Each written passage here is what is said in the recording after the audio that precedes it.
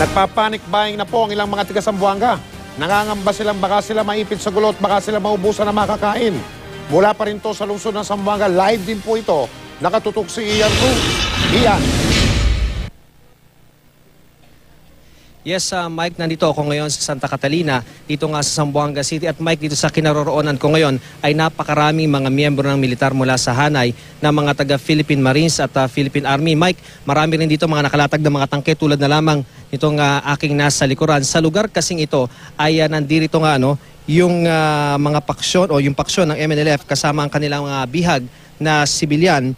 Nasa 4 hanggang 5 barangay ang direktang apektado ng panibagong krisis dito sa Zamboanga. Bukod dito sa Santa Catalina, maging itong katabing barangay Santa Barbara ay patuloy na naapektuhan ng gulo. Ayon sa ating mga source sa militar, Mike, maaring diversion o cover ito ng paksyon ng MNLF matapos nga buhusan ng tropa ng militar ang lugar, kaya naman merong sinunog na bahay kanina.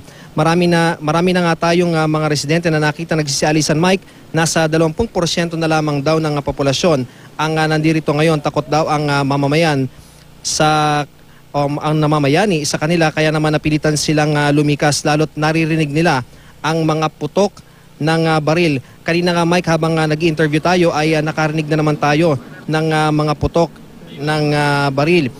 At Mike, sa isang statement na inilabas ni Mayor Beng Climaco ng Zamboanga City, sinabi niya nasa top of the situation daw ang pamahalaan. Patuloy daw ang effort ng lokal na pamahalaan, ng militar at pulis, gayon din na DLG Secretary Marojas at National Defense Secretary Volter Gasmin para nga mabigyang solusyon ang nasabing krisis.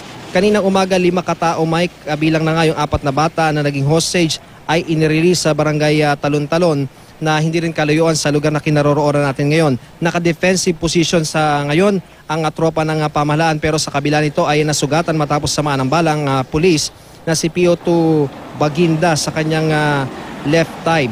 Kapansin-pansin sa ating pag-iikot dito, Mike, sa Zamboanga City na nakasara ang karamihan sa mga establishmento dito.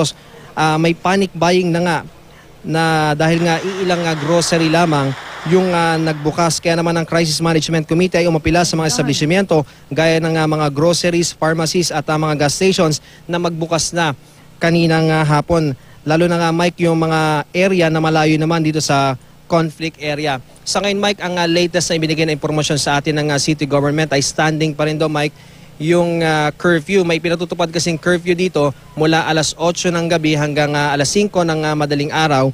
At bukas ay wala pa rin klase sa lahat ng levels dito sa Zamboanga City, pero yung mga taga City Hall ay magkakaroon na sila ng pasok para matugunan nila yung mga pangangailangan ng kanilang mga kababayan. Habang yung mga bangko naman ay discretion na rin ng Bangko Sentral ng Pilipinas kung sila ba ay mag-ooperate na bukas. Mike? Maraming salamat, Ian Cruz.